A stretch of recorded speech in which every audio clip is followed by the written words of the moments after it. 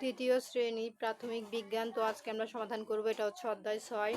তো পুরো অধ্যায় 6 আজকে একটি ভিডিওতে সমাধান করব। তো দেখা কি সমাধান করবে। প্রথমে এই 70 পৃষ্ঠা সমাধান করব।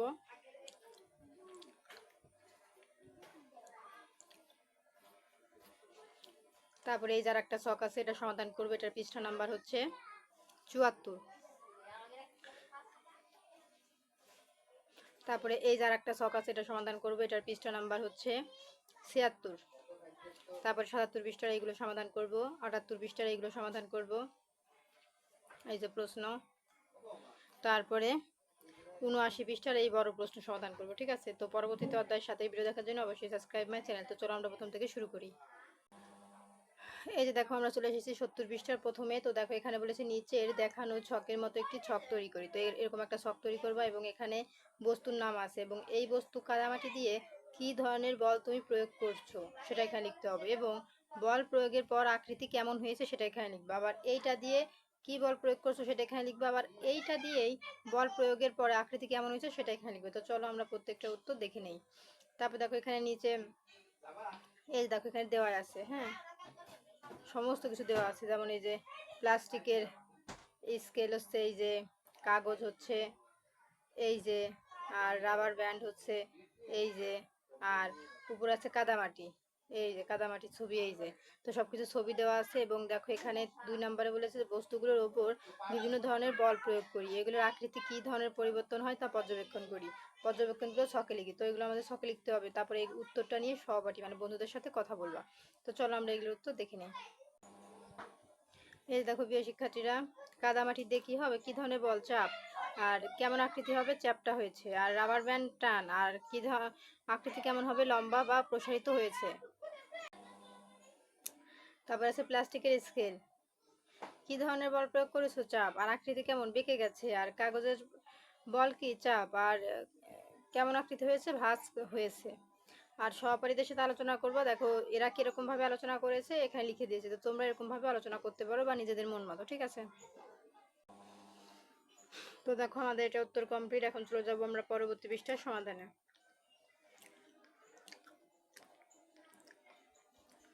তো এখানে আর একটা ছক আছে। এখানে বলেছে নিচের দেখানো ছকের মতো একটি ছক তৈরি করি। এখানে বলের ধরন লিখতে হবে, ঠিক আছে। 2 বলেছে নিচের ছবিগুলো দেখি এবং কোন ধরনের বল প্রয়োগ করা হয়েছে তা শনাক্ত করি।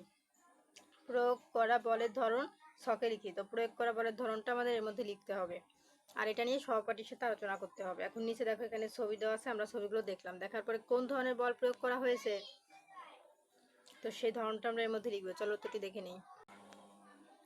এই দেখো বলের ধরন কি হবে, টান, চাপ, ধাক্কা এবং টান, চাপ। আর সহপাঠীদের সাথে যে এই কথাগুলো তারা বলেছে, মানে বন্ধুদের সাথে এই কথাগুলো বলেছে। তো তোমরা চাইলে এই কথাগুলো বলতে পারো, ঠিক আছে। এটা স্ক্রিনশট দিয়ে রেখে নাও। তো দেখো আমাদের এটা উত্তর কমপ্লিট। এখন আমরা চলে যাব পরবর্তী পৃষ্ঠার সমাধানে। তো পরবর্তীতে আমাদের এখানে আরো একটি ছক আছে। দেখো এখানে কি লেখা আছে, এখানে লেখা আছে মুখ খোলা এবং মুখ বন্ধ দুটি প্লাস্টিকের বোতল নেই, হাত দিয়ে বোতলের বল প্রয়োগ করি, কি ঘটে লক্ষ্য করি এবং তা ছকে লিখি। তো মুখ খোলা বোতলে অনুমান কি, পর্যবেক্ষণ, মানে বল প্রয়োগের পর অনুমান কি হয়, পর্যবেক্ষণ কি হয় এবং পরিবর্তনের ধরন কি হয় এর মধ্যে লিখবো। আর বন্ধ করাটাও সেম, অনুমান কি হয়, পর্যবেক্ষণ কি হয় বা বলের পরিবর্তনের ধরন কি হয় আমরা এর মধ্যে লিখবো। তো এই দেখো নিচে এখানে ছবি দেওয়া আছে, এই যে ছবিতে লেখা আছে, এই দেখো ছবিতে এখানে লেখা আছে কি, এই যে নিচে চিত্রগুলো কি ধরনের বল প্রয়োগ করেছে, বল প্রয়োগের পর আকৃতি কেমন হয়েছে। তো এখানে আকৃতি কেমন হয়েছে সব কিছু আমরা এর মধ্যে লিখবো, ঠিক আছে। তো চলো উত্তরটি দেখে নিই। এই যে উত্তর মুখ খোলা, আর বল প্রয়োগের অনুমানে কি হবে, দুমড়ে মুচকে যেতে পারে। আর পর্যবেক্ষণ কি হয়, দুমড়ে মুচকে গেছে। আর পরিবর্তনের কারণ কি হয়, ভেতরে বাতাস বের হয়ে গেছে। তো দেখো এটার পরে এখন চলে যাবো মুখ খোলা, মুখ বন্ধ। মুখ বন্ধটার অনুমান কি হবে, দুমড়ে মুচকে যেতে পারে। আর পর্যবেক্ষণ স্বাভাবিক আছে। আর পরিবর্তনের কারণ কি, ভেতরের বাতাস বের হতে পারেনি। তো দেখো এটা উত্তর কমপ্লিট। এখন চলে যাবো আমরা পরবর্তী ছকে। এখানে বলেছে বস্তুর নাম আছে, কি ধরনের বল তুমি প্রয়োগ করছো আর বল প্রয়োগের পর আকৃতি কেমন হয় সেটা লিখবো। আবার সেম এটারও বল প্রয়োগের পর কি ধরনের বল প্রয়োগ করেছো সেটা এখানে লিখবে, আবার এই সেমটারই বল প্রয়োগের পর আকৃতি কেমন হয় এখানে লিখবে। তো চলো প্রত্যেকটা উত্তর আমরা এর মধ্যে লিখে দেখাই। তো এই দেখো উত্তর।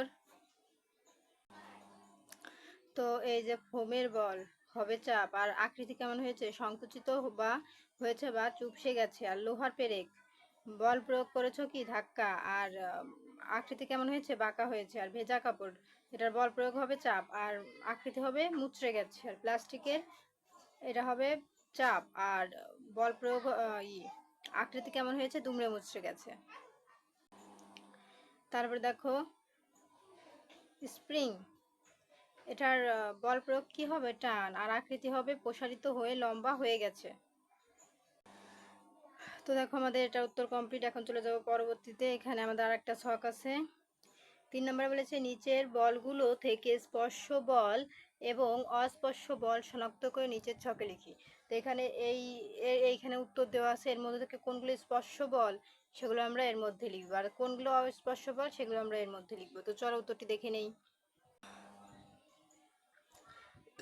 এই দেখো স্পর্শ বল হচ্ছে ঘর্ষণ বল আর হচ্ছে বলের লাথি, আর অস্পর্শ বল হচ্ছে চৌম্বকীয় বল আর হবে মহাকর্ষ বল। তারপরে দেখো আমাদের পরবর্তীতে 4 নম্বরে কি আছে, নিচের ছবিগুলো বিভিন্ন ঘটনায় বস্তুর কি ধরনের পরিবর্তন হয়েছে, আকার, আকৃতি, আয়তন তা শনাক্ত করি এবং ছকে লিখি। তো নিচের এই ছবিগুলো কি ধরনের পরিবর্তন ঘটেছে সেগুলো আমরা এই ছকে লিখব। কি লিখব, রাবার ব্যান্ডকে টানা। তো রাবার ব্যান্ডকে টানার পরে বস্তুর পরিবর্তনের ধরন কি আমরা এখানে লিখবো, আবার এইটার পরিবর্তনের ধরন কি আমরা এখানে লিখবো। এটারও সেম। তো চলো উত্তরগুলো দেখে নিই। তো দেখো প্রিয় শিক্ষার্থীরা, এই যে রাবার ব্যান্ডকে টানা, এটার পরিবর্তন হবে কি, রাবার ব্যান্ড আকারে লম্বা হয়। তারপরে গাড়ির চাকা দ্বারা টিনের কৌটা পিষ্ট হওয়া, এটা হবে টিনের কৌটা দুমড়ে মুচকে যায়। ছোট একটি বেলুনকে শক্তভাবে চেপে ধরা, এটা হবে বেলুনের আয়তন কমে যায়। এই হচ্ছে উত্তর। তো দেখো আমাদের এটা উত্তর কিন্তু কমপ্লিট। এখন আমরা চলে যাব পরবর্তী পৃষ্ঠার সমাধানে। তো পরবর্তীতে দেখো আমাদের এখানে কি আছে, শূন্যস্থান। তো চলো আমরা শূন্যস্থান তো দেখি। ক নাম্বার বলেছে পদার্থের ড্যাশ পরিবর্তন হলে বল প্রয়োগের প্রয়োজন হয়। তো চলো আমরা উত্তরগুলো দেখে নেই। তো এই যে দেখো উত্তর, এই যে ক নাম্বার প্রশ্ন, উত্তর হবে এই যে আকৃতি। তারপর দেখো খ নাম্বারে বলেছে সরিয়ে নিলে অনেক বস্তু তার আসল আকৃতিতে ফিরে যায়, উত্তর হবে বল। গ নাম্বার গ্যাসের ওপর বল প্রয়োগ করে তার ড্যাশ কমানো যায়, উত্তর হবে আয়তন। ঘ নাম্বার বল প্রয়োগের দুইটি উপায় হলো ড্যাশ ও ড্যাশ, উত্তর হবে টান ও ধাক্কা। তো এই ছিল আমাদের শূন্যস্থানের উত্তর।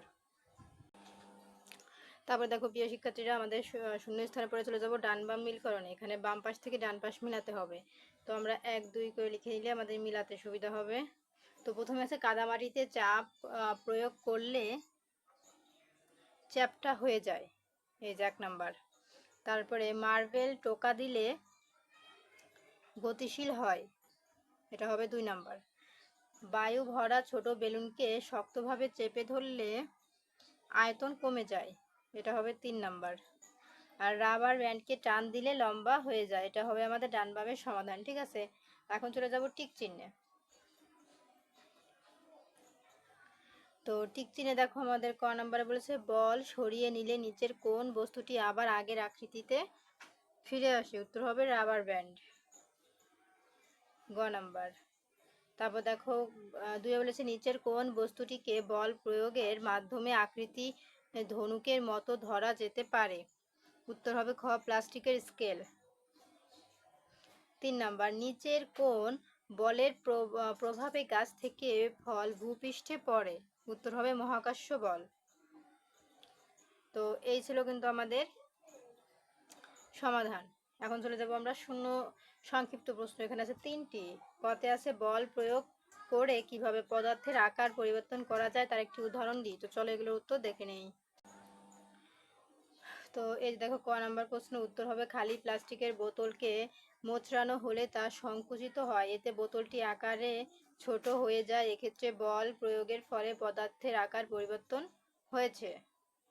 তারপর দেখো খ নাম্বারে কি বলেছে, দৈনন্দিন জীবনে বল প্রয়োগের মাধ্যমে করা যায় এমন দুটি কাজের উদাহরণ দিই। তো দৈনন্দিন জীবনে বল প্রয়োগের মাধ্যমে বিভিন্ন কাজ করা যায়। এমন দুটি কাজ হলো রাবার ব্যান্ড দিয়ে চুল বাঁধা, 2 কাগজ ভাঁজ করা। তারপর 3 নাম্বার দেখো বলেছে ঢাকনা ছাড়া প্লাস্টিকের বোতলে চাপ দিলে বোতলের আকারের কি পরিবর্তন হয়? উত্তর ঢাকনা ছাড়া প্লাস্টিকের বোতলে চাপ দিলে এর উপর বল প্রযুক্ত হয়। বোতলের যে অংশে চাপ দেওয়া হয় সেই অংশ চ্যাপ্টা বা সংকুচিত হয়ে যায়। এই চাপ সরিয়ে নিলে বোতলটি সাধারণ আগের আকার ফিরে পায় না। তো দেখো আমাদের সংক্ষিপ্ত প্রশ্ন উত্তর কমপ্লিট। এখন চলে যাবো বর্ণনামূলক প্রশ্ন আছে 3টি। ক নম্বরে আছে বল প্রয়োগের ফলে পদার্থের কয় ধরনের পরিবর্তন হয় এবং পরিবর্তনগুলো কি কি? তো চলো এগুলো উত্তর দেখে নিই। তো এই ছিল আমাদের ক নাম্বার প্রশ্ন। উত্তর হবে এগুলো হলো 1 গতির অবস্থার পরিবর্তন, উদাহরণ ঠেলাগাড়ি টানা।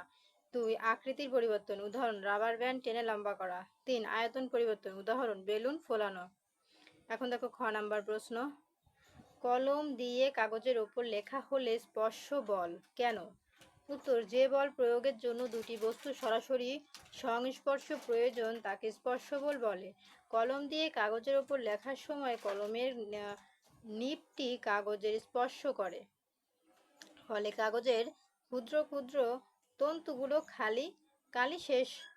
কালি চুষে নেয়, তাই এক্ষেত্রে স্পর্শ বল কাজ করে। এখন দেখো গ নাম্বার প্রশ্ন, এটি একটি মুখ খোলা প্লাস্টিকের বোতলে হাত দিয়ে বল প্রয়োগ করলে বোতলের কি পরিবর্তন ঘটে এবং পরিবর্তনের কারণ কি? উত্তর মুখ খোলা প্লাস্টিকের বোতলে হাত দিয়ে বল প্রয়োগ করলে ভেতরের বাতাস বাহিরে পড়ে।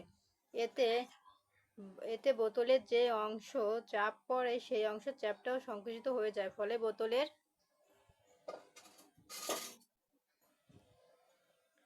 আকার আকৃতি পরিবর্তন হয়। এ সময় বোতলের আয়তনও পরিবর্তন হয়। বল প্রয়োগের নমনীয় বস্তুর আকার আকৃতি পরিবর্তন হয়। এছাড়াও ফাঁপা বস্তুর আয়তন কমে যায়। বোতলের একই সাথে নমনীয় ও ফাঁপা, এজন্য বোতলটি একসঙ্গে পরিবর্তিত হয়। তো এই ছিল আমাদের সমাধান। তো দেখো আমাদের এগুলোর উত্তর কমপ্লিট। তো পরবর্তীতে আছে অধ্যায় 7। তো অধ্যায় 7-এর ভিডিও দেখার জন্য অবশ্যই সাবস্ক্রাইব মাই চ্যানেল।